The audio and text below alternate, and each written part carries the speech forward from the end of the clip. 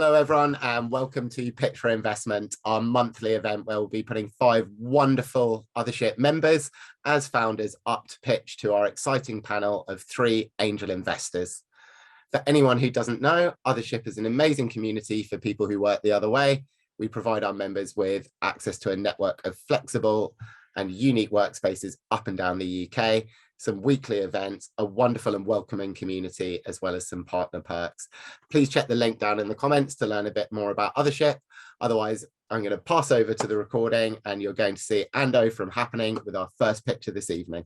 Ando, my stage is your stage for the next 5 minutes. Then we will move over to the questions with the panel. So over to you. Fantastic. Thank you very much. So if a picture tells 1,000 words and video 1,000 pictures, then what could we do with 1,000 videos? My name's Ando, inventor, founder, CEO, and this is Happaning. That night was epic, but these clips won't take me back again, sliding through these feeds just to see what they were capturing, saddening. Cause if Happaning, there's another way. Now I'm on this wave like the other day, swipe. This is Happaning, swipe. Check it. Happaning's the app where you create and you share content you can move around in, like taking you there. You just swipe, I make it real clear. You wanna get to know Happaning's like using Street View but with video. Swipe. There we go, swipe. Swiping through the audiences, you saw the difference. Multi-vantage videos, or just call them vivid. Swipe like you bought tickets to performances, just swipe.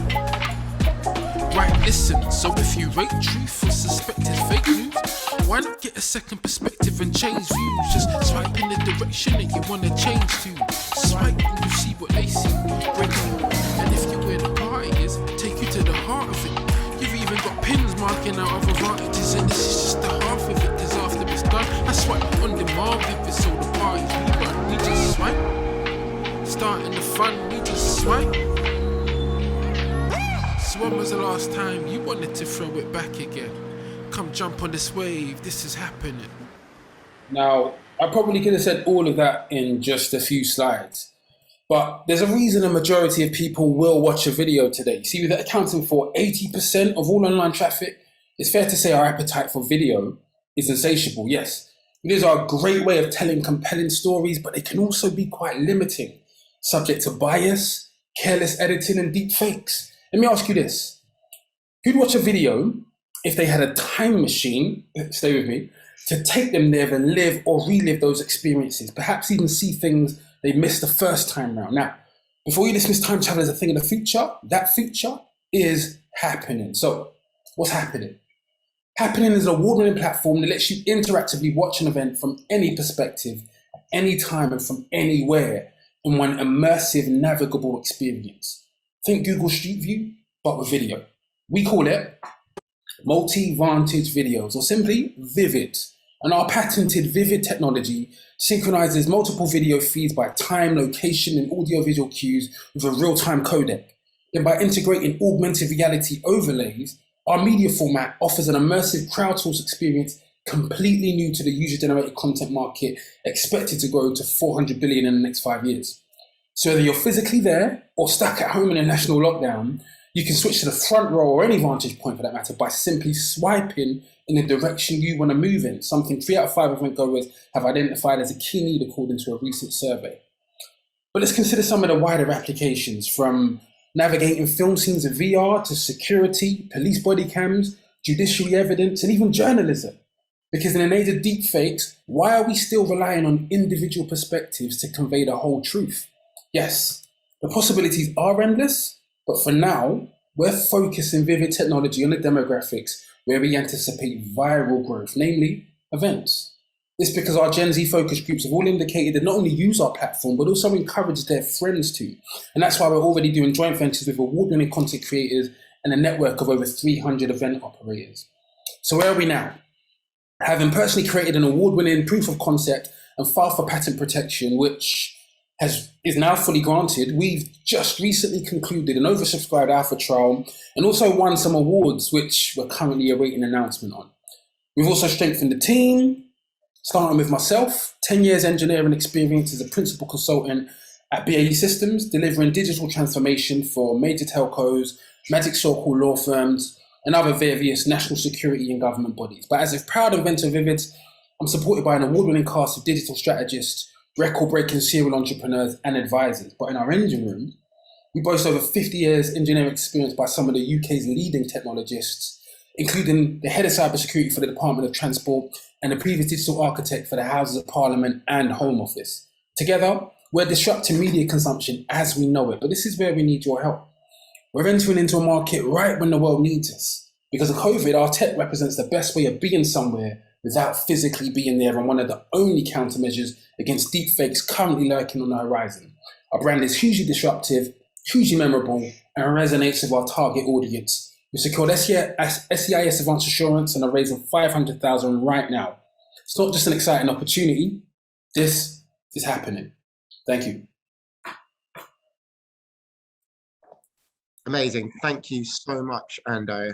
And I'm going to ask you if it's okay, perfect, to bring down the screen. And I will start off this time with John, please. Hi, thanks very much. That was really interesting. Can you tell us about your alpha trial? What was that? What did you do? And what the results of that were? Yep. So what we did is we filed for patent. We actually hadn't achieved the patent at that point, but what we needed to do was essentially test the proof of concept. So we created the core Vivid, the ability to, I guess, navigate events real time as well as retrospectively. And we threw it open to one of our partner networks of student micro-influencers. We originally had sort of 10 spaces allocated, but we had loads of people wanting to get involved. So we ended up expanding it to 3 groups. But actually, because of the amount of interest that we got, we were able to use special interest groups. So we had a group of sports enthusiasts, a group of sort of social activists, the kind of people who go to a march and that sort of thing. And we also had a group of creatives and event goers. In terms of the results, it was hugely positive.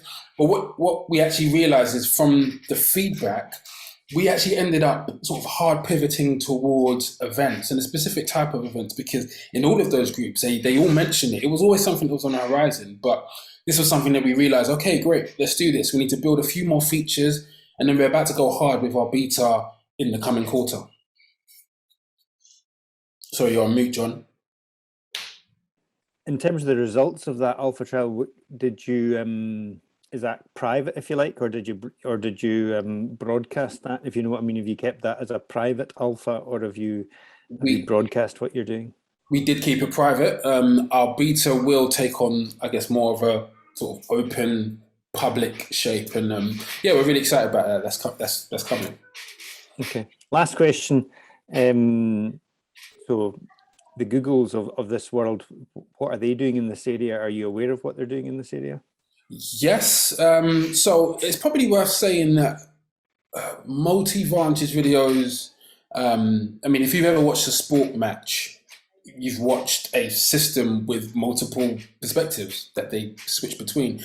But what that doesn't allow you to do, it doesn't allow you to contribute to this network. Neither does it allow you to actually, when you feel like it, choose, actually, I kind of want to move in that direction, or I want to move in that direction. Now, we've obviously got things like 360 video with YouTube now, which is fantastic. But again, that falls short, because still then you're only pivoting around one space. And for 360 video, YouTube certainly are the leaders when it comes to VR. This is something we want to leverage with our technology later on, but that's sort of on the roadmap. Thank you. No worries. Super. Thank you, John. I'll go next to Sam. Hey, Ando. Thanks for that great pitch, and love the video that you showed us at the start. So yeah, my question. So yeah, I've been looking a bit actually at the VR event space. I've been following Melody VR for a while, which I know you mentioned in your deck as well. And I think what they're doing is pretty cool. So I want to ask a few more questions about specifically how you're going to market with events. So in this, with that in mind, is your customer the event vendor, or is it the person consuming content? And are you monetizing through either or both of those groups? and how have you been working with event vendors? Like, have you been having discussions with event vendors and organizers that want to use Happening in conjunction with their events, and how those conversations been going? Okay, so I'll start based on the business model. So essentially, we're pursuing a B2B2C model. And as you implied, we are intending on monetizing at all levels. Now, when I say we did a hard pivot towards events, quite specifically, we're actually looking at weddings at the moment, because over the last 18 months, 70% of them have been cancelled. And actually, there's a bit of an influx of events going on right now, which we expect will last for the next year, next 18 months indeed. So, and what we found, well, what's unique about this event is, I don't know if you remember the craze a few years ago, where you go to a wedding, for instance, and there'd be like a Polaroid on a camera. People are very interested in recreating that experience for themselves, and actually recreating it through the eyes of their guests.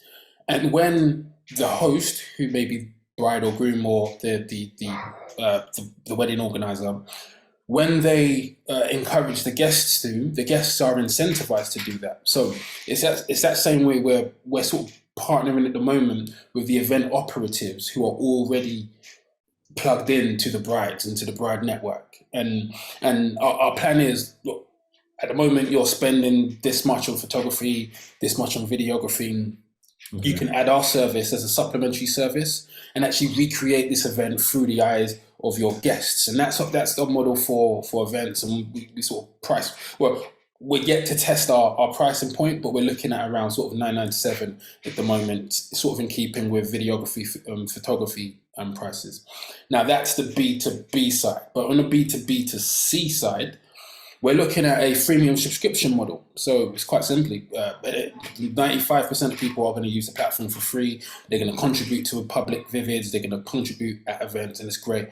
But we think that a certain percentage of them will want premium features, such as the ability to create private vivids and that sort of thing. So that's kind of and the ability to host on your own platform as well through iframes and this sort of thing.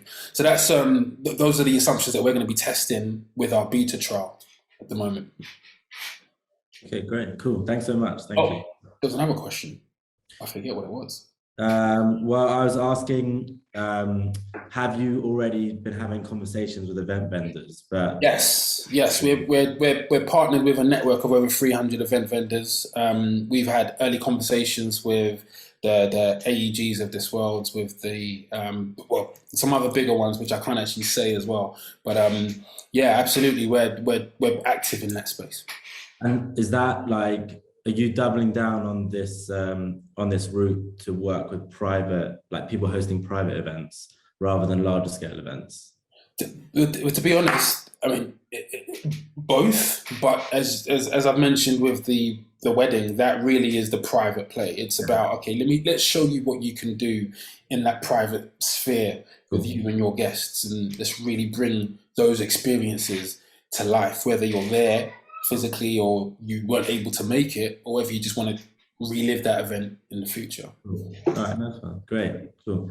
Thanks, man. Cheers. Super. And then last up, I'm going to go over to Clint. Thanks, Ben.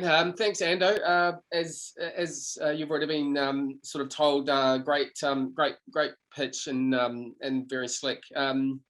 Thank you. What I'm really interested in is just getting a bit more info about some sort of key numbers, I guess. So a couple of questions. From a product perspective, how many users do you need to have actually contributing to make your product work, quote unquote? And then from a financial perspective, so you're looking to raise 500K now, and you touched on your business model a little bit, but how much capital are you going to need to build out everything that you need to build out? So what's this 500K going to go towards, and what else will you need thereafter? And anything that you've got just on your commercial model in terms of revenue generation, etc., that you can share with us. Yeah. Okay. So in terms of what we're planning on doing with the 500,000, that really is to support our beta phase, where obviously, as you can imagine, we're looking at some pretty heavy media hosting costs. And as I say, we are trying to scale this significantly. Thankfully, we understand a little bit about sort of the usage metrics and that sort of stuff from what we saw with the alpha. But the beta phase we're expecting will last about a year, and that 500,000 is to give us, well, I guess most of that run road and a little bit on top of that. In terms of, you mentioned sort of to build out what we're doing, it's worth saying that we're pretty agile as a company, in the sense that we've not gone into this like, right, we need to build this and then let's go. It's a case of, let's respond to the market. And that was what we did with our alpha. It's like, what are the features on our backlog which we need to bring forward for this next phase, for this milestone? So that's very much the strategy we're pursuing. You asked a question in terms of how many people need to contribute to a Vivid in order to make this viable. Well, it's worth saying, if you consider a multi-vantage video or a Vivid as a collection of synchronized videos. Now, as a set, if there's only one video in there, then that Vivid is really just a video. And it's no different from any YouTube platform, somebody holding up their phone in an event. When there is two in that synchronization, which is, we're actually, I won't go too technical, but when there's two, you've exponentially improved that experience, because now you're able to swipe between two perspectives. And just think about the implications in, say, a march. We mentioned the social activists that are in London today. In those scenarios where things are happening, like, you want to be able to see multiple perspectives and to sort of have that freedom to sort of move around. Oh, what's going over there? Let's bring out my phone and let me swipe to see what's happening there. And that's also sort of another key battlefield of ours as well. But I hope that kind of explains what we're saying. It's also worth mentioning as well, our Gen Z focus groups have all indicated that it's like, not only would they use this in events, but they would actually get their friends. Look, guys, we've got to get this. We've got to create this. Let's do this together. It's a collaborative, crowdsourced way of capturing content. And that's really a philosophy that we're trying to push. Yeah. Yeah, no, I can understand that. Okay, cool. Thanks. Thank you. Thank you very much. Thank you so much, Clint, and thank you so much, Ando. For anyone who has any questions for Ando, please feel free to go and message him down in the chat. For anyone who doesn't know how to use the chat, just in the drop down in the two, look for Ando space at Happaning, and you'll be able to message Ando there and follow up with any questions. So thank you so much, Ando. I'm going to take you off the spotlight and invite Michael Anthony to come and join us. Michael, I'm going to send you a bit to, there we go, you've got your video up already, even easier. So Michael, you should be up on the screen next to me now for everyone. Can I check I can hear you? Yeah, can you hear me fine? We can hear you perfectly. Do you want to share your screen up onto next to us, if that's okay? For everyone who's watching, just while Michael's doing this, you'll see a few people mentioning tonight SES and EIS. This is almost a prerequisite, really, for people looking for investment in early stage businesses in the UK. If you don't know anything about it, I highly suggest you come along and learn a little bit. And if you're going through your application or thinking of doing it, I'm going to share a link to a training session we put on. It's free for all our members. Otherwise, it's £15. Can save you anywhere from £200 to a couple of £1,000 by learning how to do the process. So I'll share those links down there. But otherwise, Michael, have you got your screen up yet? No, I don't. I am just having a few technical problems here. I do apologise for that. It worked fine earlier, but now it's just sort of not coming up for some reason. That some of the laptops put security settings or something like this that sometimes limit it. So maybe it's this. I will go and grab the links down for everyone. If you don't know at all about SEIS, I'm going to put a link to an article as well that we published this week that gives you a little bit of an overview and the basics. I think you'll find that almost all of our investors on the panel this evening pretty much exclusively look at SEIS and EIS investments. Apologies, panel, if that's not the case, but I imagine that's predominantly the case for all of you. Super, we've got your screen now, Michael. Do you want to open up the slides? I can see your Windows Explorer folder at the moment. Okay, I do apologise for this. So I've done this many times before. Is this a bit better? That's absolutely fantastic. Okay, I'm You can share your screen. We can hear you. For the next 5 minutes, our stage will be yours. Over to you, Michael. Okay, firstly, thank you very much for letting me pitch, and good evening to you all. Hopefully you'll find this next 5 minutes as enlightening as Ando's. And what I want to do actually is I want to go back 12 years ago when the actual genesis of this company started. And then I'm going to flip forward about 11 and a half years and tell you why Domino's Pizzas, who I worked with for 5 years, and pink fluffy teddy bears are actually one and the same. And this is actually quite important to the whole genesis of why we're doing this. So 12 years ago, I was working with Domino's Pizzas, and more specifically DPSK Limited, and we was actually doing a SWOT analysis for some financing. And one of the biggest threats that we had was actually Little Caesars, which are the third largest pizza company globally. And what's important about Little Caesars is that not just that they're an unbelievably good value pizza companies. In America, you can still get a large pepperoni pizza just for $5, but they're actually a non-delivery company, and they only actually started delivering back in 2019. So we looked at their model and we concluded that because they don't deliver, it doesn't really work in the UK. And that's all at the start of the story. In the middle, DPSK Limited that I work for actually turned out to be the most successful Domino's franchisee in the country. It now turns over £120 million. It's got net assets of over £100 million. And that's where I got my grounding from. I qualified as a chartered accountant in 2009, and in about 2013, I became head of finance for a hospitality group, which until recently I've actually quit, but to focus on this, it had 450 employees, 10 million turnover, 12 sites, and it's in a similar location to what we're looking at going forward. In that hospitality group, I met my head of marketing and head of production, both with 20 years experience, and our head of marketing actually worked with Papa John's previously. But the most important thing that actually happened in that 12-year period was actually Uber Eats, Deliveroo, and Just Eat. Now, lots of people think that because they've come along, it's actually affected Domino's and Papa John's turnover quite a bit, but that isn't actually the main issue. The main issue is that when you're actually looking at delivery drivers that we hired in 2009, you could actually pay them £4.83 minimum wage plus 15p per mile. So they're quite cheap, and there wasn't that many delivery jobs going, so there's plentiful amounts. So when we said with Domino's, you can get pizza within half an hour, you can get a pizza within half an hour. If we look at today, the minimum wage is going up to £10, and actually the age bracket is going from 25 to 21. And if you're a delivery driver, it's not just Uber Eats, but you can work for Amazon, you can work for Tesco's, and there's 101 other online delivery companies, which, seeing as most of you are in tech, you fully understand. And this actually brings us to the present. So I was in a board meeting with our head of marketing, and where pink fluffy teddy bears come in is that we actually import teddy bears from China, 10,000 at a go. And to actually get them designed and made, shipped 10,000 kilometers, and then put into our warehouse by a lorry only costs £3.50 a unit. To actually get them delivered 2 miles down the road costs us an additional £7.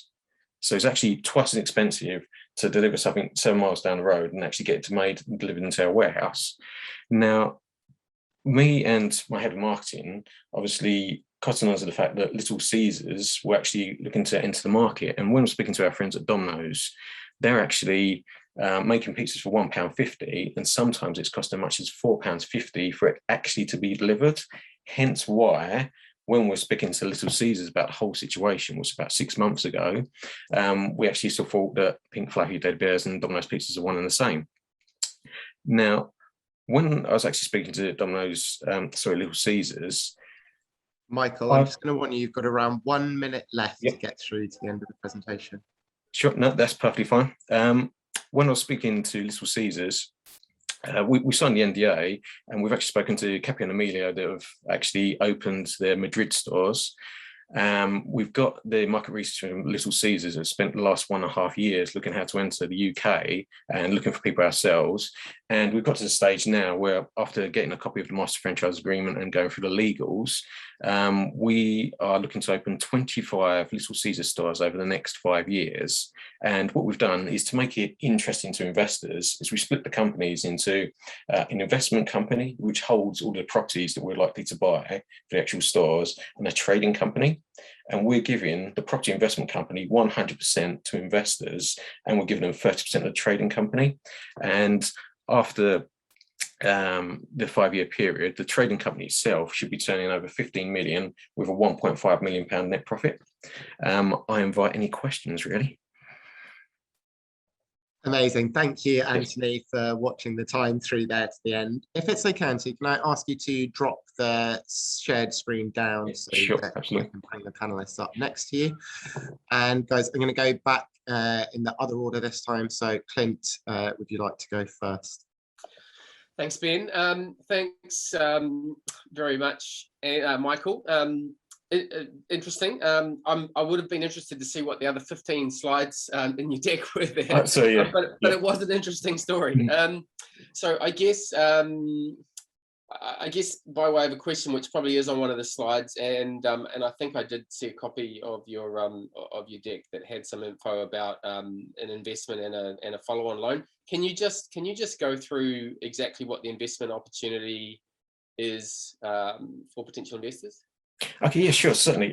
So one of the main criteria in the actual master franchise agreement is that we need $1.5 million worth of liquidity.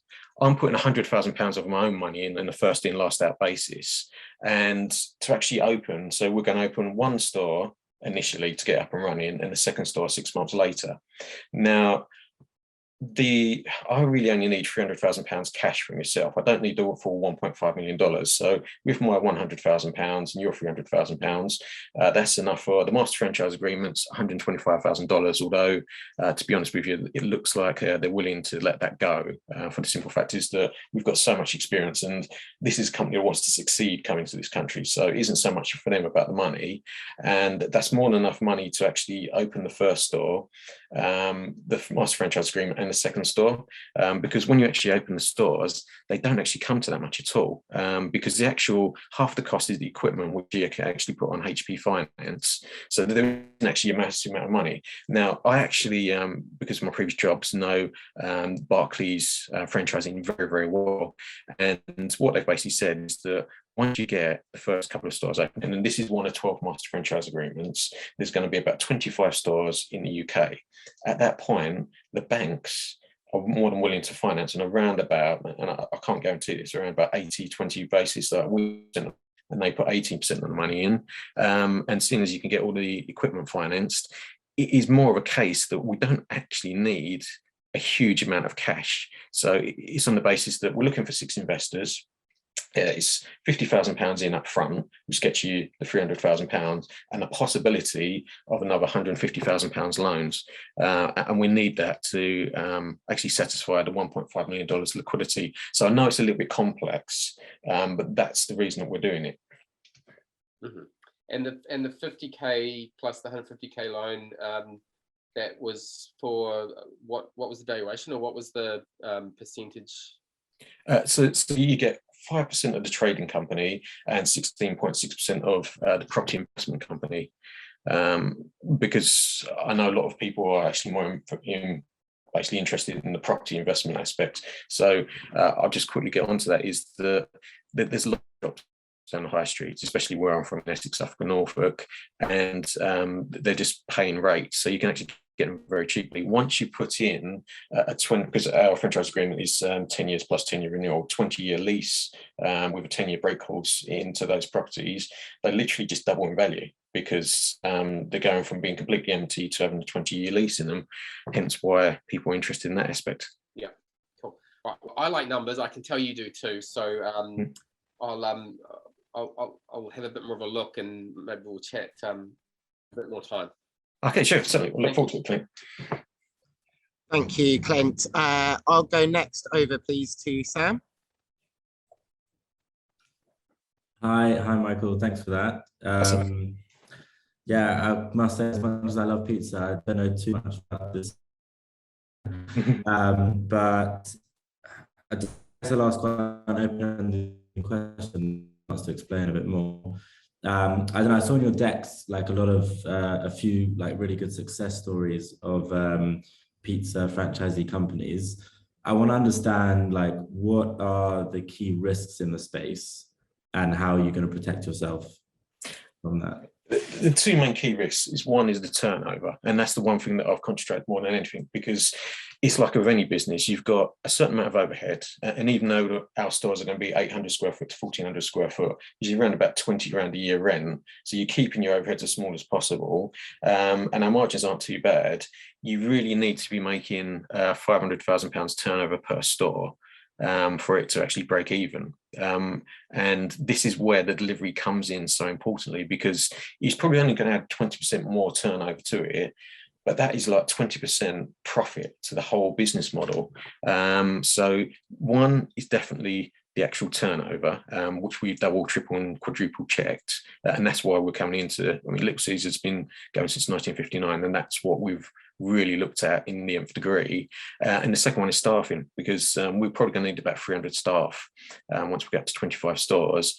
And that's the main advantage that we've got, because we already operate a 450 employee operation in the same area. So we know how to get them. And once you know, because we have a home office license where if someone earns over £26,000 per year, we can go abroad and get those people in, because it's really hard to get them in this country. I mean, it's virtually impossible. So the actual store managers we can get on board, and I've got links to every single university, every single college to get the students on board. So it's those two main factors which are the real risks.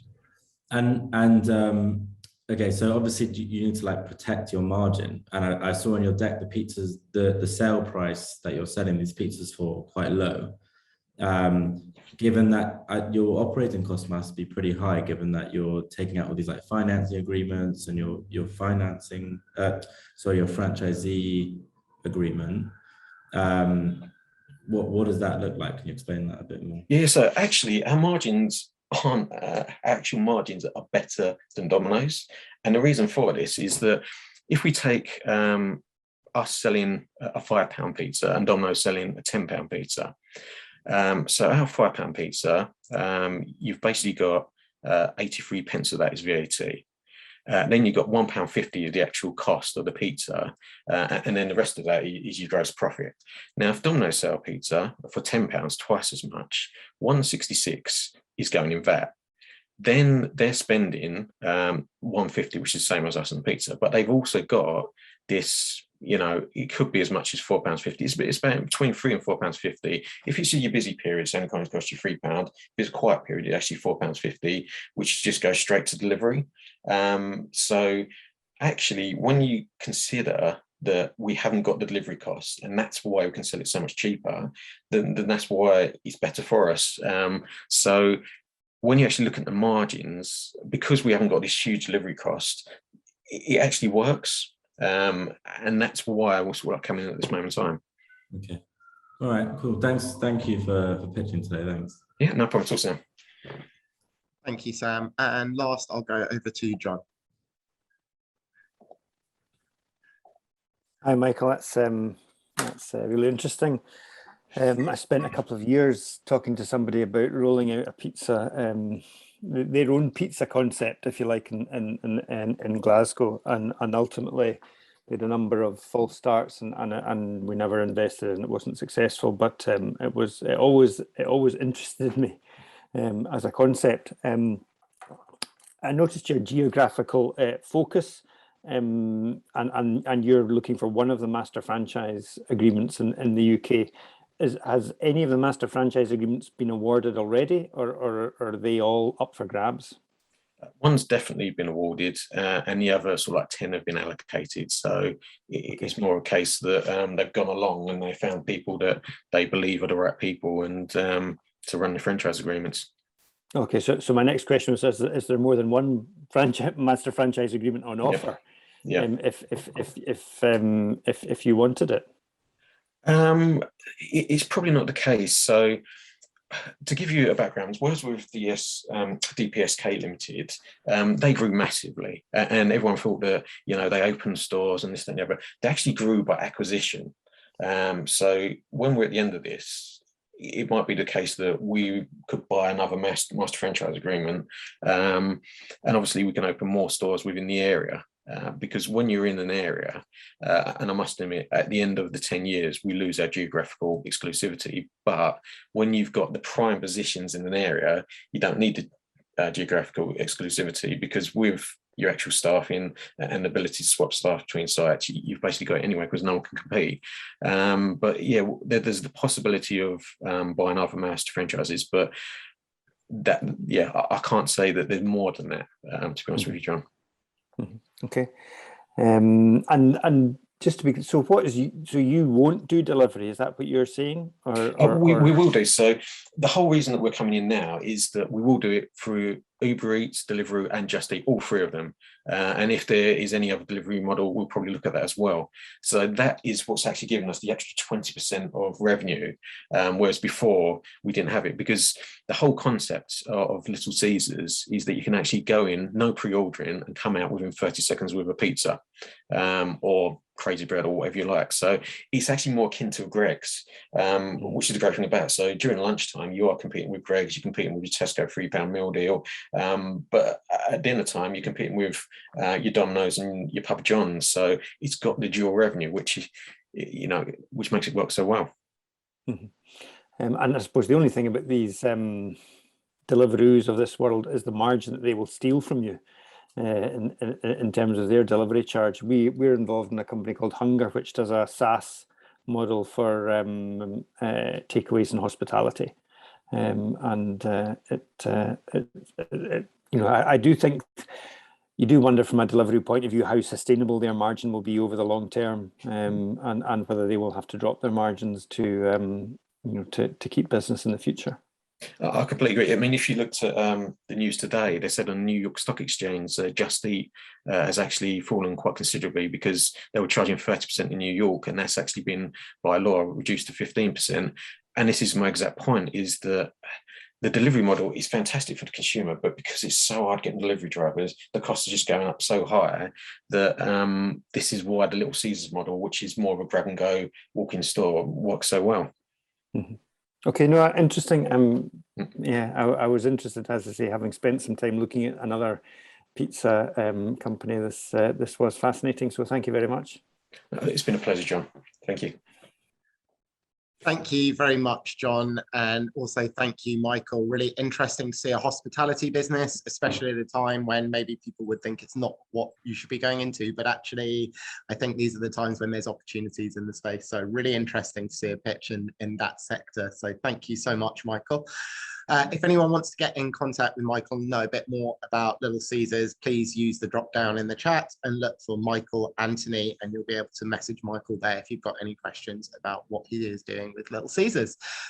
Michael, I'm going to take you down off the screen now. Thank you again so much for this evening. And next up is Greg Watts. So I'm going to have a look for Greg.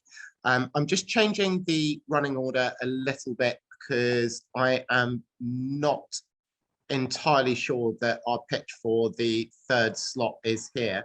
I'm here.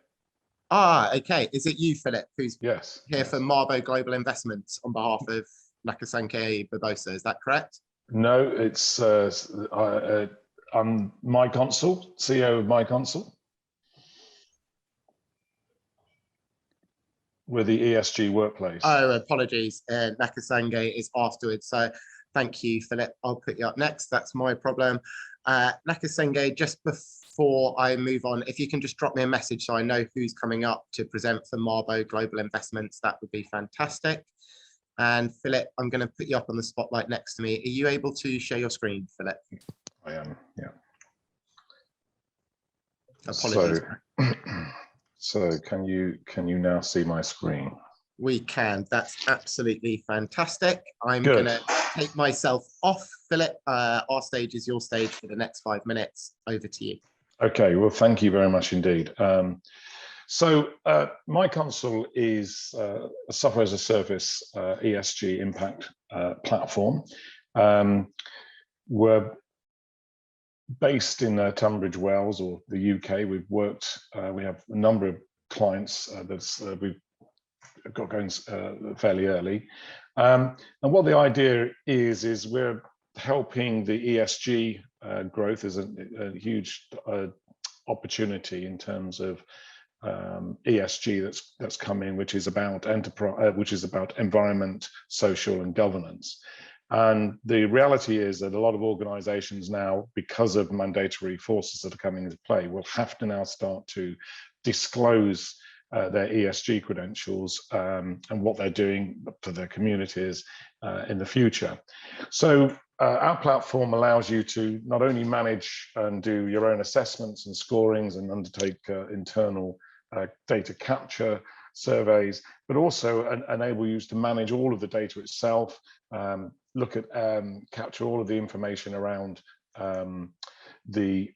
each project, each initiative in a workflow and a lifecycle approach, so that anybody who's wanting to create an ESG culture can actually manage all the initiatives, all their projects in one space and get real-time insights and analytics as you roll out. And at the end of the day, you're able to report disclosures and make the disclosures which will be coming in mandatory in probably the next 2 years.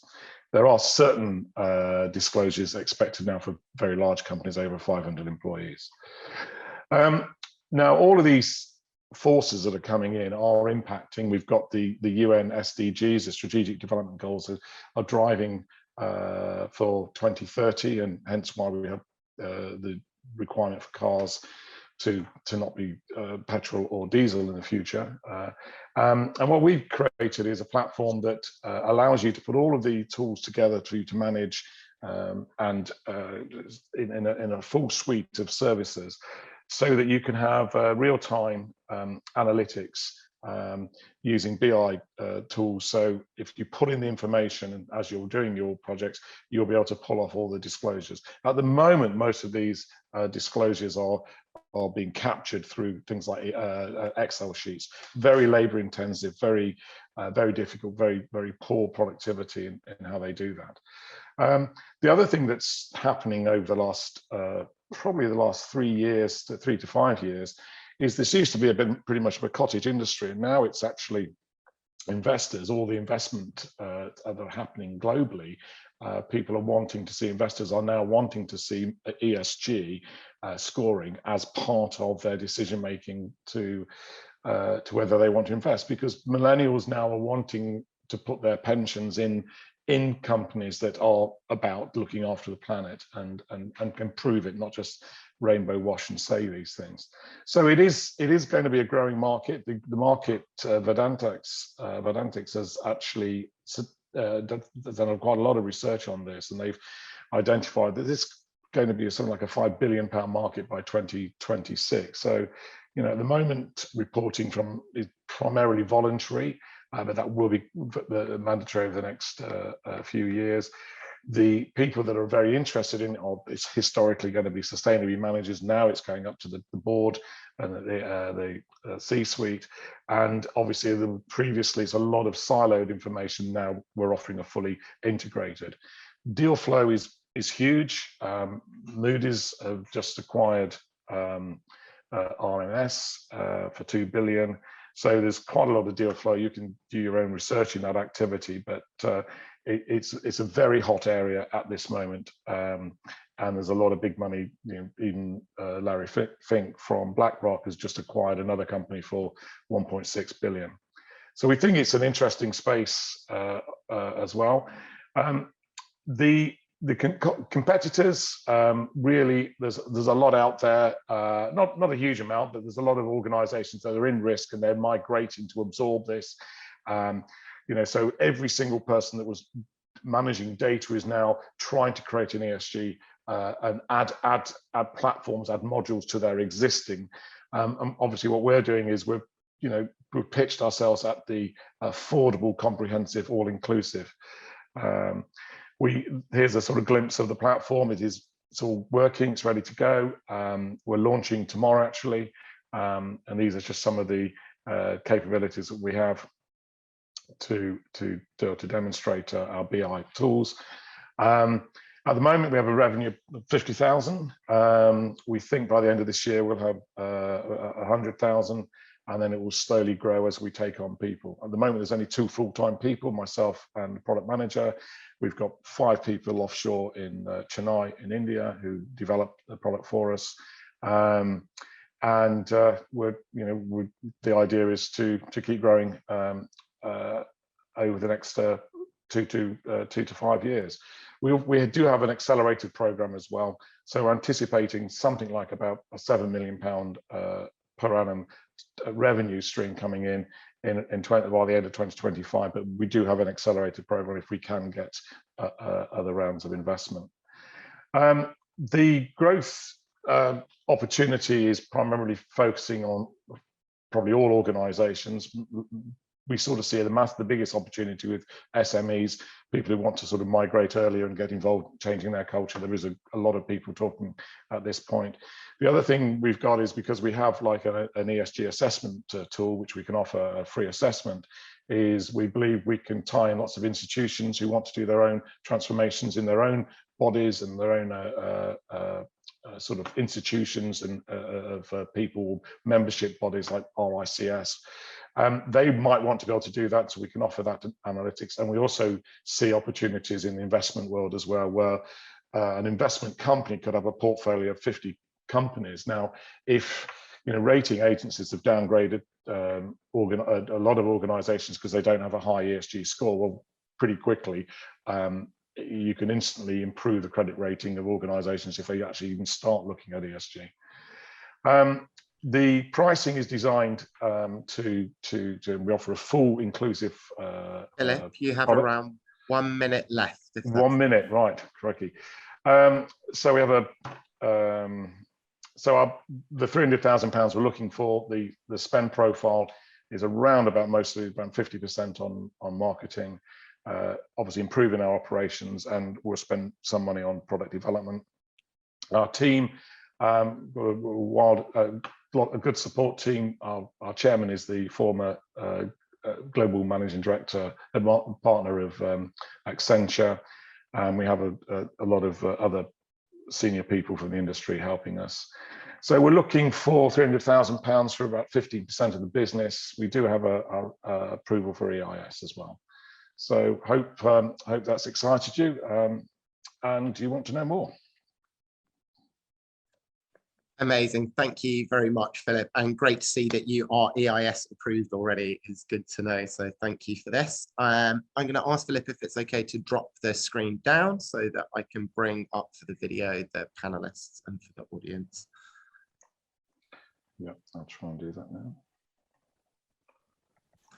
And this time I'm going to start off with Sam, please.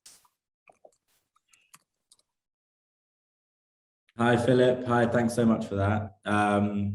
Yeah, I used to work for a private equity firm, so really understand how difficult it is for investors like that to keep tabs of ESG ratings for their portfolio companies, and understand like the growth of the market. So thanks for highlighting that in the deck. I really want to understand a bit more about the actual product. So maybe could you walk me through like a customer journey, like how would companies actually use this tool to better monitor and improve their ESG rating? Like you mentioned the ESG assessment tool that you have in the product. So what are the actual features? How would a user actually use this product? So we offer an ESG assessment to get them to start them in the journey, because a lot of people haven't even started. I'm not even aware of ESG. But there is people, sort of leadership teams are wanting to do that, and the next step is then for them to start thinking about what are the areas, the strategies that they need to focus on, and every single firm is different. So what we've done, we've built in all of the key ESG issues and areas already into the platform.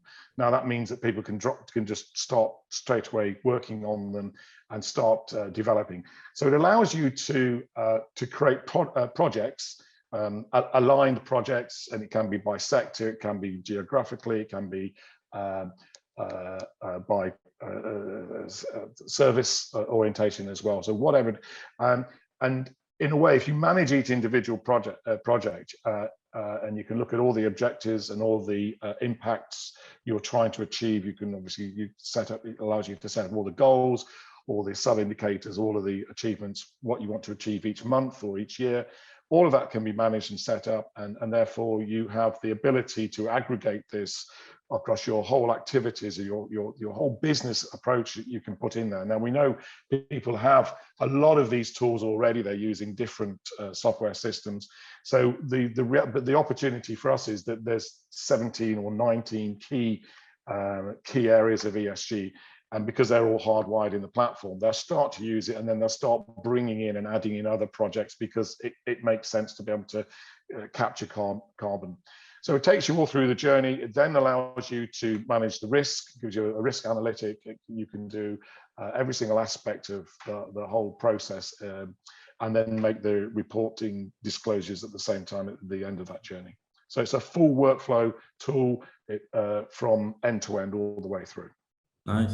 Okay, that's great. Yeah, no, thanks. Thanks for that. Okay. Right. Thank you, Sam. I'll go over next to Clint, please. Thanks, Ben. And thanks, Philip. Really, really interesting. Can you tell me, and obviously you've got your platform, and there's no doubt a whole lot of content and smarts that sit behind it. And you talked about things moving from voluntary to mandatory. So, I mean, as things become mandatory, do you think you're going to need to have different algorithms, different content by different jurisdictions, or do you expect that it's going to be like there's going to be like a global standard? And how, as part of your scaling plans, how do you make sure that you build out the content for all of the different jurisdictions and so on? Well, there's around about 400 different standards and frameworks at the moment. TCFD and SASB. There's just the stats. And what's happening? There's a lot of consolidation that's going off at the moment, and it is all about data. So what we've done is that we are agnostic. We can work across any standard, and obviously we can migrate any, put those all into the platform. We're in conversations with SASB because that's the main one for financials, but they want a lot of money up front to even start that journey. So we're doing it. It is happening.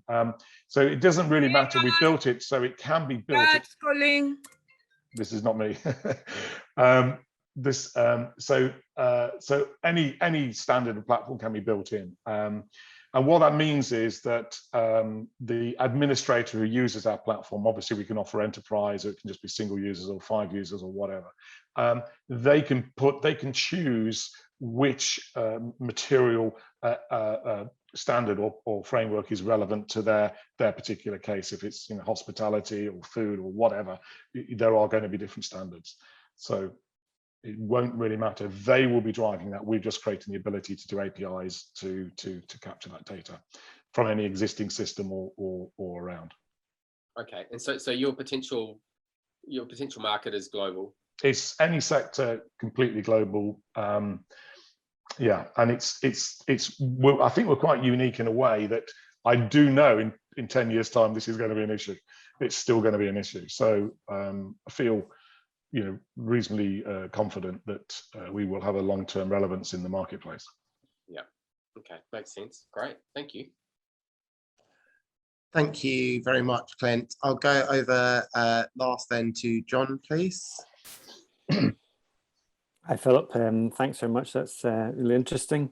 You talked about your market being SMEs. Could you be more specific about what size of organizations you're going after? Because I'm assuming the smallest organizations are not going to do this until they're forced to do it. Exactly. So you're quite right. You can write them off for another few years probably. Yeah. So what type of organizations are you looking to engage with, or size of organizations, and how are you going to get them? Well, at the moment it's disclosures only for greenhouse gas emissions for over 500 employees. That's going to be coming down. The EU is now putting in legislation which is a big incentive, using TCFDs to bring that down to 250, and it's by end of 2024. And it's very likely to be going down to probably 150 at that point. So, you know, we are going to be at the high end of the smaller marketplace. But you know, the only thing I'd say with that, John, is that we are talking to organisations that their MD, and they're very small organisations, and it's even coming into startups where having an ESG proposition is a thing. And actually, if it's embedded as part of your culture going forward and your behaviours and your mindset, it's a great marketing tool, because you've got people who are inspired by what you're trying to do and what you're able to demonstrate to all the stakeholder audiences that you're trying to reach, whether you're trying to sell to or get investment from. So it's not, I'm not entirely convinced that organizations will have to be of 250 plus. I think people who are going to be, you know, inspired people who want to inspire others will want to be making these voluntary disclosures, because it's a really good form of marketing.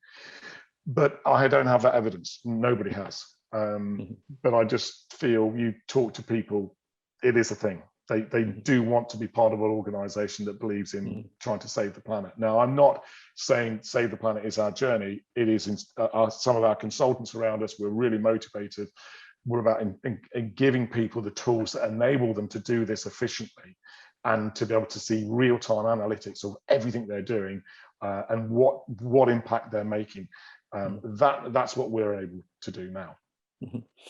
I mean, I assume the FTSE 100 companies and FTSE 250 companies have all got their departments that are doing this already. Have you thought about and that I may be wrong, have you thought about, I suppose, going after something like the AIM market, you know, and going through the nomads and the brokers and onto the AIM, targeting AIM clients who will clearly have got institutional investors who will be keen on this, but are smaller businesses?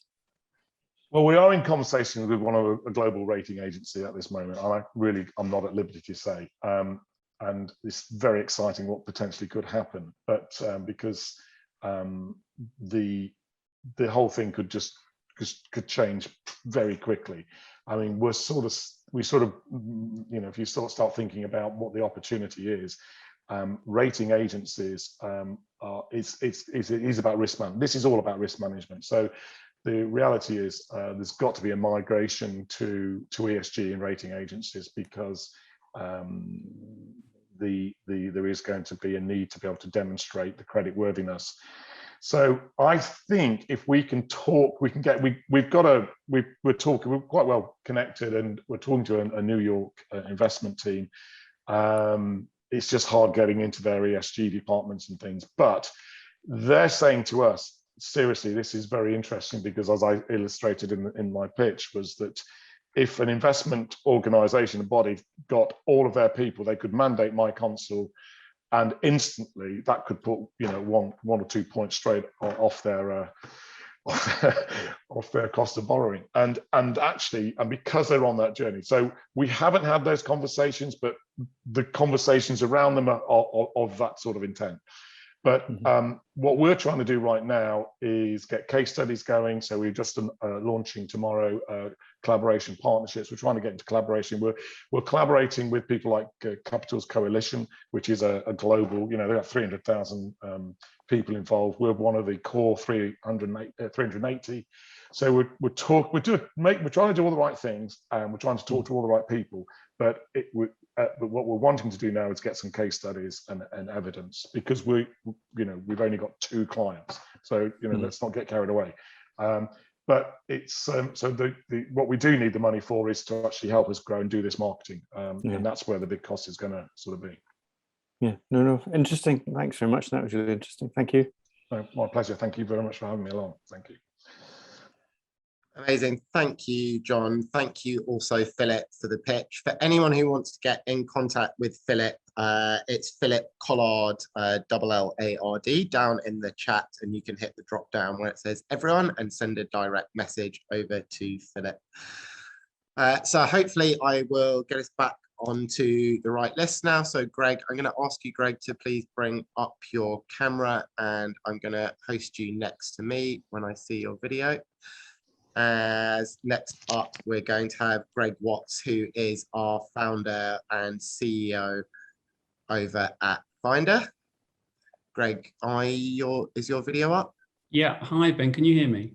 Yeah, I've got you, and I've got you spotlighted next to me for everyone else. So do you want to share your screen over on the side, Greg? There we go. God, I look dreadful. It's terrible. Look a lot better than me, Ben. Right, here we go. You're all good. Super. So before we go over to Greg, I'm just going to share a link down that is our networking events. We do them both real life and online. They're actually the first Wednesday of every month. So real life is tomorrow. We have 3 spaces, I believe, left in Bristol, but all the other real life events in Manchester and London have sold out. So sorry about this, but if you're in Bristol, do come and join us. I'll put a link to our online events as well. These are every Wednesday. We don't run a capacity here, so there's space to come and meet other people. But that's enough from me. Greg, I'm going to take myself down. You know how it works now, that for the next 5 minutes, our stage is your stage, and then we'll go over to questions with the panel. So over to you. Thank you, Ben. Hello, everyone. I'm not quite sure I'm going to be able to top Ando's presentation, but let's see how we do, and we'll tell you a little bit about what we're doing. So my name's Greg Watts. I'm the CEO and founder of Findr. We're saving companies countless hours and thousands of pounds by helping them to secure 1-hour meetings with decision makers at target companies. We describe ourselves as the world's first matching platform for businesses. Oh, let's just come on to that. There we go. So businesses use a number of tools to try and engage with new targets. One of the most well-known that most of you would have heard of is LinkedIn, the world's largest B2B network with about 756 million users. So one of their most popular products to help their users to try to reach target prospects is called Sales Navigator, which is used by about 3.5 million members and allows their users to send tailored notes to other users who they're not currently connected with. So in an effort to try and engage with them. So they offer different plans, but their most popular plan is called their professional plan, which is £70 a month, and it offers 20 credits, or as they call them, in-mails, which can then be sent to other users. But if you haven't actually met someone before, as you probably all know using LinkedIn, and you send someone a connection request on LinkedIn, you've got less than a 3% chance of securing a meeting with them because you don't actually know them. You've got no idea who they are or what they're looking for. So statistically speaking, with only 20 credits a month from LinkedIn, you're lucky if just one of those credits results in a response. So we think there's a better way. We've created a much more efficient way to secure that first meeting with the target business. So with Findr, users just sign up, register in a few minutes, tell us about their business and what they're looking for. You can then browse relevant opportunities from other users and then simply request 1-hour meetings, or as we call them, discovery calls, by simply clicking a button. So all our business does is help one business secure a 1-hour meeting with one of their target businesses. So if the other user receives your request and then they can then choose to accept or reject it. If they accept it, they propose 3 1-hour times to speak, and the requesting user then picks one of the options, and both users are sent a calendar invite with the call details. So very simple. This is what the Discover page looks like. So you can see the company's logo and a 200-character summary of their business and what they're looking for. And if you want to learn a little bit more about them, you just click the profile, which looks like this. So in the profile, we show more details about that business and what they're looking for. We also show some helpful statistics, such as the percentage of accepted requests or the average response time. So unlike LinkedIn, we want to give our users some visibility on what happens to their request after they've sent the note. We've recently added a new feature to add documents, which you can just about see there. So to help build up profiles, you can add things like sales sheets and product specs, all to help other users understand more about your requirements. And you can then see in orange, there's a little request a discovery call button. All you do is click that button and then the request goes to that other user. So we only launched last October, and we actually started 5 days before the first UK lockdown on the 10th of March. But we launched the platform in October, initially to the financial services sector, and we've recently launched to retail and utility sectors. And we add about 1 to 2 new sectors every year, or I should say we plan to. We're used by, at the moment, just over 300 vetted and high quality businesses. So all of our businesses, we have an onboarding call with, a 20-minute onboarding call. So we validate who they are, what they're looking for, and that they are decision makers within their organizations. We've just started generating revenue. We brought that forward from March next year, March 22, we launched a £49 a month plan where users can request unlimited calls with other users for just £49 a month, or as we often say, for the price of a cup of coffee a day. Just some early case studies. Again, we're still very early, but we do have some initial case studies which show how Findr's helped our users to secure those first meetings in a short period of time. We're obviously going to track these early successes so we can eventually quantify the results. For example, showing the value of a contract win as a result of using Findr. Quickly coming onto the team, we've got a brilliant and experienced team. So I'm ex-Visa. I used to head up the partnerships team at Visa Europe. So in many ways, what Findr's doing is trying to automate what I've done for most of my career. And then we have my COO and co-founder, Jenny James, who is ex-Carven Warehouse, where she headed up the program management function.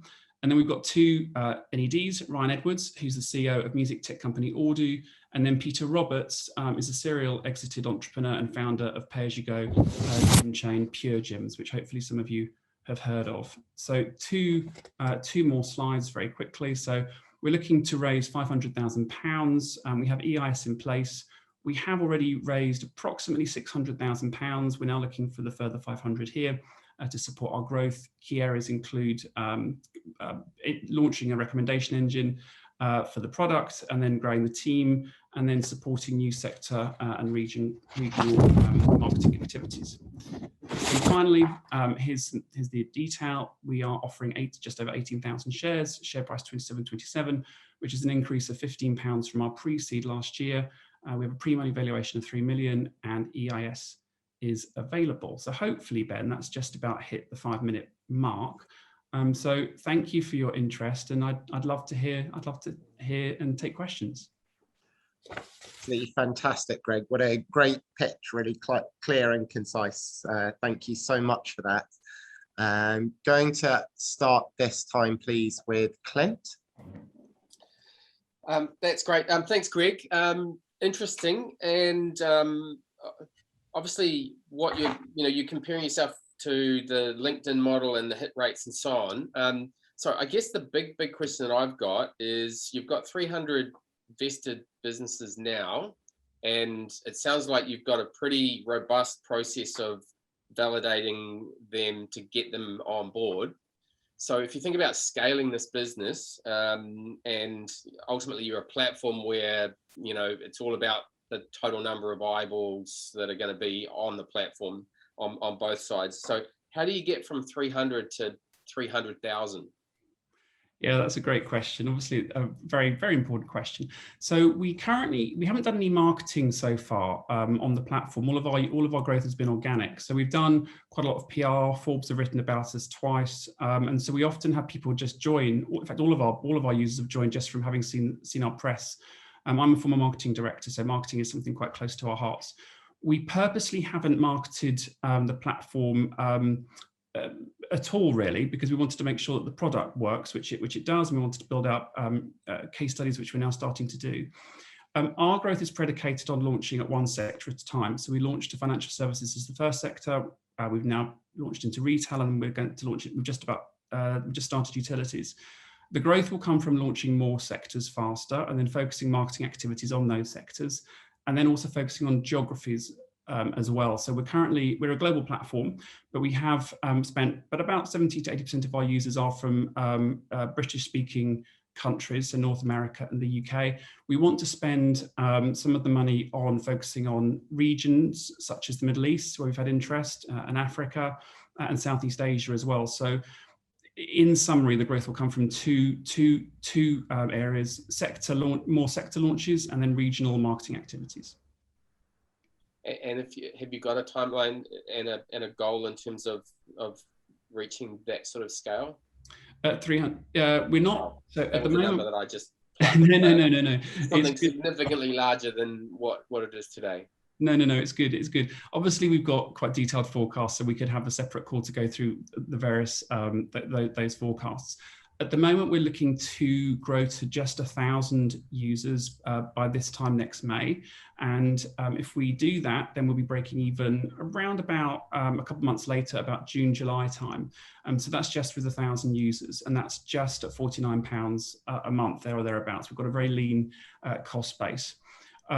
So that's what we're focusing on at the moment. But we have got, as the previous gentleman pitched, we've got an accelerated growth forecast as well, whereby if we were to focus on launching into 4 sectors a year, perhaps rather than 1 or 2 a year, that would grow us quite considerably. So it might be worth having another call on that if interested. We can take you through some of those forecast scenarios. But yep. Growth predicated on sector growth and regional marketing focus. Okay, great. Thank you. Thank you, Clint. I'm going to go over next to Sam. I feel I'm going to be very interested to see how this fits within your portfolio and what you're looking at. Hi, Greg. Good Hello, to see Sam. you again. We know each other very well, but and I love what Findr are doing. Go10X Ventures are actually users of the Findr platform, and we've had discovery calls using the platform too.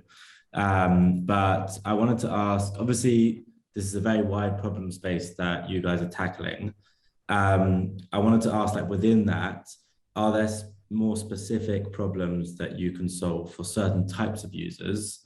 And does that mean you're going to be targeting specific sectors or types of customers in order to solve those problems for them? Yeah. So the number, all we do, all our platform does is help one business secure a 1-hour call with a target business. So we are focusing on speaking to business development people, sales people, commercial people, partnerships people, people that have a commercial need or desire to speak to another person. Over time, we will expand the features of the platform. So after you've had that first discovery call, we are looking at how we can then facilitate the steps to create that commercial partnership after that first call. So, for example, we might serve up an NDA template within the platform after the first call. So John would receive a note. Great news! You've had a call with MasterCard. Here's an NDA template to then have your second call. We then would perhaps offer heads of terms templates, and we will look to automate more steps within that process after that first call. But for the next 18 months at least, our sole focus is on helping one business secure a 1-hour meeting with another business. And if we can do that, we consider that to be pretty successful, because no one's doing it at the moment. Great, cool. Thanks so much. Does that answer your question? Yeah. Okay. Thanks. Thank you, Sam. So I'll go over last to John, please. Hi, Greg. Thanks very much. That's interesting. I did think your 2.5% was quite a low percentage in terms of cold calling. I do subscribe to LinkedIn Navigator, and I've been working with I suppose a digital marketing agency for a number of months on that. I would suggest my sort of connection hit rate is probably between 30 and 40%.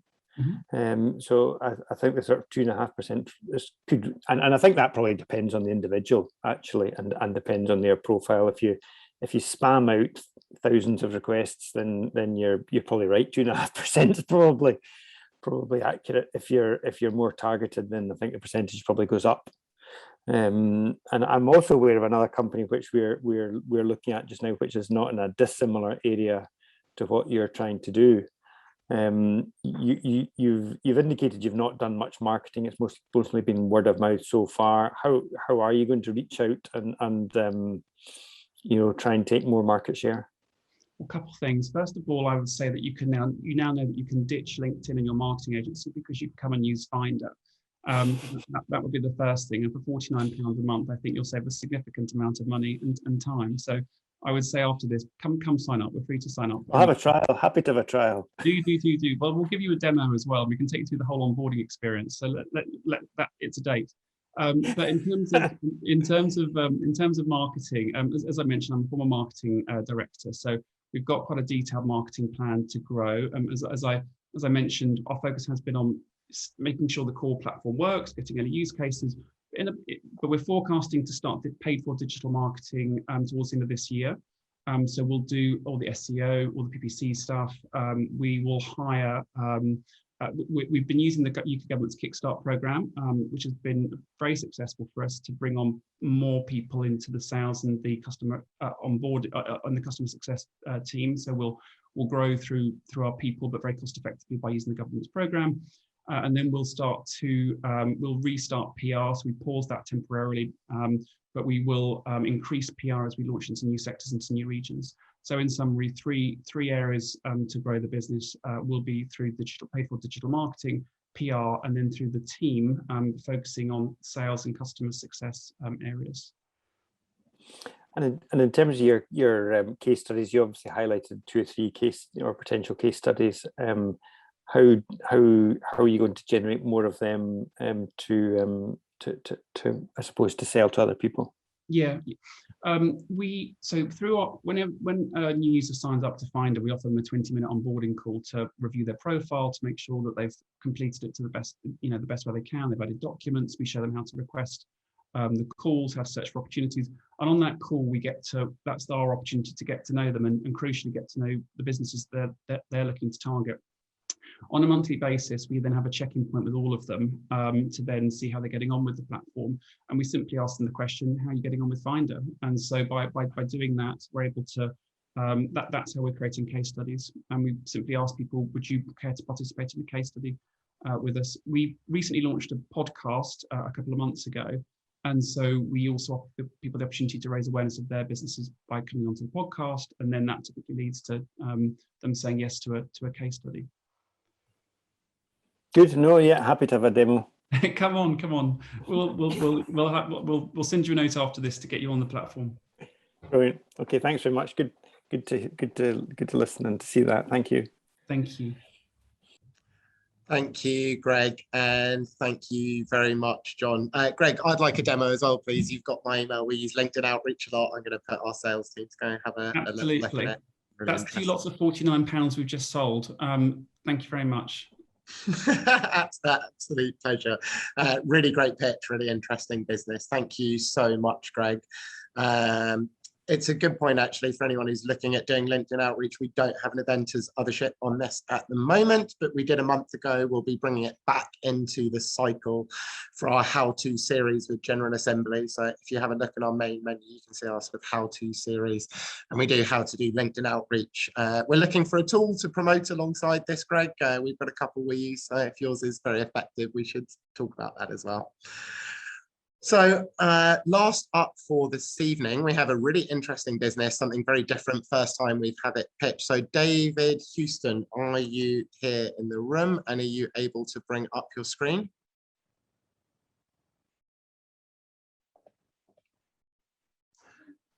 I am not sure that. Oh, yeah. Have we got you, David? The start video button's not just going here. Let me try and find it. What's your name coming as? Here we go. Legendary Waves. Legendary Waves. I should have known. It didn't say David. It would be Legendary Waves. Super. Can you start your video now? I sent you a little request to start it. No, not really. Have you got my screen okay? Yeah. No, maybe you can try and share screen. Just by hitting the green share button, yeah. Yeah, exactly. I have my screen uploaded on the screen in this end now, so it should be as simple as hitting this. There's another dialog box that opens as like a pop-up, and on there it should ask you to pick the screen you want to share and click share.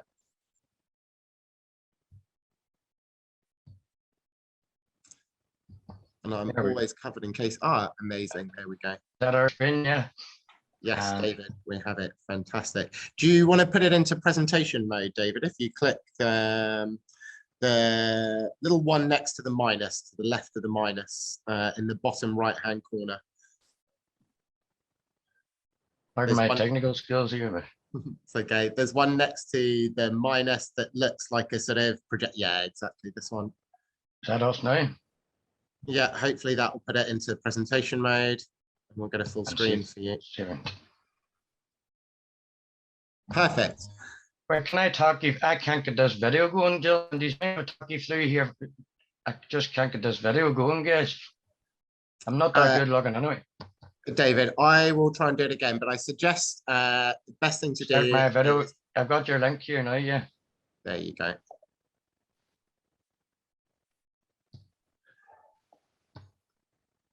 If it doesn't work, David, then just for time's sake, I'm going to suggest maybe to go through the presentation. Yeah, if you don't mind, I don't want to beat about the bush either. And then we can connect through with the investors afterwards, if that's okay. Right, that's okay. Okay. Well, Legendary Waves, if you can see it here, Legendary Waves proposing an exciting new state-of-the-art facility to develop. It's going to be in Northern Ireland on the London-Tyrone border, which is 4 miles away from a new bypass, which is made between the two main cities, between the northwest of the country and Belfast. So we're the access is good there. I can't scroll down here now, guys, either. Can you scroll my presentation for me on your end at all? Sorry about this, guys. As you know, my project's a bricks and mortar project. Everybody else is all tech stuff. So this isn't my forte at all now, guys. But I'll carry on. I can't get that to work, yeah. Right, surfing has become an Olympic sport. In 2020, competitions were due to take place in 2020, but it was held up by COVID, and they have just taken place. I'm not sure if any of you have seen it, but with this being the case, surfing is going to become a big thing, a hell of a lot more interest within the sport, as much as it is a big sport here in Ireland anyway, and throughout the world. Not like England, they're popping up in Wales and England, London, and the one in Wales now is where I got my inspiration 5 years ago, and it only opened, and I was over, seeing the concept was good, but instinctively seeing the running gear, the technology was no good. So I came home and I was trying to reinvent the wheel by creating new technology, new engineering to create it. And in doing so, I found this crowd in America. They called themselves the American Wave Machine, and they had produced technology, but it wasn't in play yet. They have since put one up in Texas, but I had them over in Ireland at a meeting, and they promised me a 16-foot wave. But when it came to play in Texas, it wasn't half the size of what I needed. It's a very clean wee wave, nearly too hard to catch for a novice surfer. So I kept battering on, and I found Murphy's Wave, a Scottish crowd, and they put waves in such a place as Orlando, Florida, and Siam Park in Spain. Now, Siam Park is a good wave from a surfer's point of view, and the fact it's realistic. And it was a 3 meter wave. And in discussions with Murphy's Wave, we've managed to use the same technology to make a 4.4 meter wave by creating a reef in the water, which is only a ledge if you ever walked into the ocean and you feel yourself dropping off. So we're using existing technology to create one of the biggest waves in the world now, which is a unique selling point in its own right, which takes us into Olympic quality size surf, as well as anything else. And you can put it 4 different patterns, as well as screw the machine down for your more novice surfers. Let me see. Yes, this screen that's up now, that's your lazy river. One, in addition to our 2 surf pools, one being for families and another one for the more professional person. There'll be, if you're ever on a cruise ship and seen a surf machine where you go back and forward rather than with a wave, the runoff of water off that board rider is powerful enough to create a lazy river at no extra cost by making the river itself. That'll be, the surfboard rider will be situated within a calf, so parents or people can sit and watch their children or friends surf while having their coffee, tea, etc. The board rider itself there, at one you're seeing there, is a 80,000 pound machine. The smaller of the 2 pools, the family machine, the running gear for it is 960,000. Or 96,000, sorry, folks. And then for the big wave, the Olympic quality wave, the running gear for it is, let's see, the point brake system. is a 1.4 million for the running gear for the big system, and in addition to actually creating the pool itself. And the building to house the board rider, the restaurant, and any other facilities, change rooms and whatnot, that's coming in at 750,000. My architect estimates that before kitting it out. And the market segments here, as you can see there, is domestic and international tourists, local communities, and people interested in outdoor pursuits. Jobs available from managers back of house right down to night staff and guards, nurses, etc., sous chefs, and so the wide variety of jobs. We will provide training for staff and commercial people, from lifeguard training, and that would be your first aid, lifeguard training. So we can bring in companies to provide that kind of training for companies if they need it, as well as any other services we have there. Amenities and services. Your screens are kind of blocking that there, but amenities services, we'll have a man-made beach there that people can use. We'll open the doors to people coming in, viewers, if they have friends or colleagues or families working. Not everybody's going to be surfing. So the amenities there, a wee private beach, volleyball and barbecue area for people that want to watch and take place. There'll be childcare available also for surfing mums and dads, for even mums and dads need a break sometimes, and we'll provide the childcare for that hour or so for them at a small cost, which and we'll be disability friendly in every way, and we'll get the mineral water through hoists, life jackets, aids where possible, and if they do help to change that will be for their own carers to do, but we'll try to get as many disabled people in the water as possible with help from staff of our own if need be. Equipment will be available for hire or for sale, and from market research, sales is mostly made up of t-shirts, flip-flops, as much as we'll have surf equipment for sale. Our research shows it's really only souvenirs people are buying there, so it'll be usually rentals will be working there. As it says, Olympics has come to the sport there very recently, so it's going to give a lot of interest within the sport locally and internationally. And our main objective then is to host international surf teams. For some amount of landlocked countries in Europe haven't even oceans. Germany being one, and Germany's pumping out first-class international surfers without an ocean within their region. And we aim to invite international teams to our facility to use once we get the second phase of the bigger pool up and running, which brings us into sponsorship then on an international level, through sponsoring our local surf teams, as well as giving investors, or not investors, but sponsorship, an international platform as well as their investors if need be. Pros and cons. This was just pros and cons, actually, the site itself. Having to excavate a lot of ground, which can be a problem to some people. So I'm not sure we have time before you all, but it was just a wee list of pros and cons out of the air, guys. You need to see it. Just from this business away, but the site itself, I don't believe we're going to do a lot of. I think we're giving more back than what we're taking away by our. David, I'm going to stop you there just because we've run out of time. No problem. Sorry about that. Hold on, start, guys. It's okay. I'm going to flip through the last couple of slides for you as I stop sharing the screen.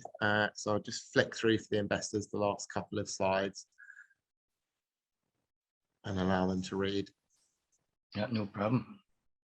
And there we go. We were very close, David, to the end. We'll stop sharing. Thank you very much. I'll try this video. I'll just try this video man again now, maybe to see, but no, still no action. But carry on, gentlemen. Perfect. I'm going to start this time with John, please. Hi, David. Thanks so much. Hello, John. So in summary, what is it that you're looking for here in terms of investment? Investment. We're looking 5 million there at the moment. Mm-hmm. And I believe once we get our year, that there is actually taken into account, hopefully getting the second one started. But I believe if we get our first pull away and our board rider, that funding would be enough. The company could fund the second stage itself after that. So 5 millions where we're at there. And presumably, is there a broad brush as to how that's split in terms of what you're spending that money on? Aye, as I said, year one there, the board raider, that's the one within the calf. That's 580,000 for that machine. There's great revenue comes out of it also.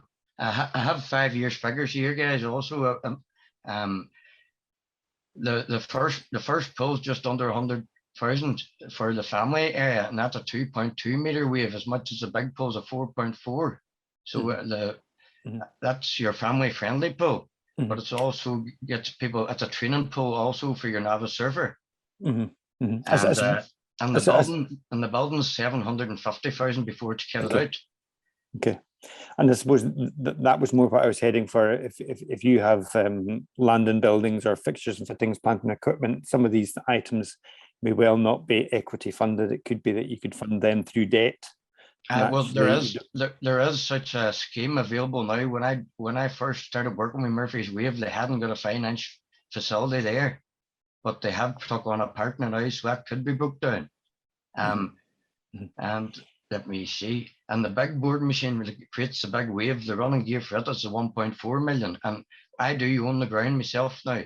If the slide come up there, there's a 22-acre site outlined there, and it's in with the council now. Is 8 months. And we have another 72, it's a 72-acre farm there. And we've earmarked 22 acres. And all going well. So we have a lot of room to branch out there to turn this into a bigger water facility if need be. So what's your background, David? I'm a farmer. I'm a carpenter by trade. We farm a 500-acre farm with cattle and sheep. We're top of our game in that degree also.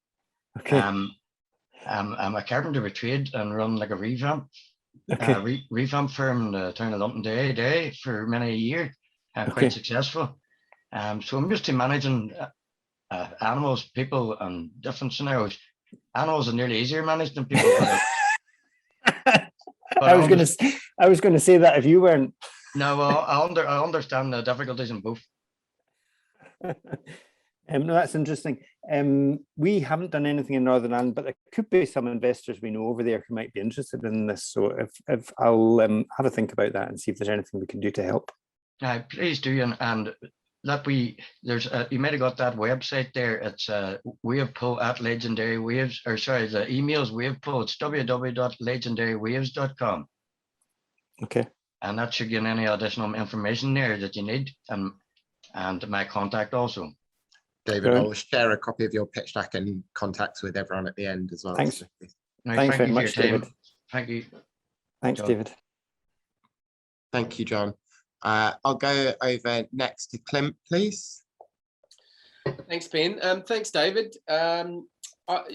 I know it doesn't look like it, but I actually I grew up in a bit of a surf town in New Zealand, a place called Gisborne, and I lived on the Gold Coast in Australia for 10 years before I moved back up here to the UK. So I've done the Gold Coast myself. I've done from Cairns right down. Yep, and I've been on the what you called the board rider machine that you've got. You have in the cafe. They've got one at Wet and Wild. I used to live about 5 minutes down the road, so I've been on that. So I understand sort of the technology, I guess, and I've also seen online things like Kelly Slater's Surf Ranch and so on.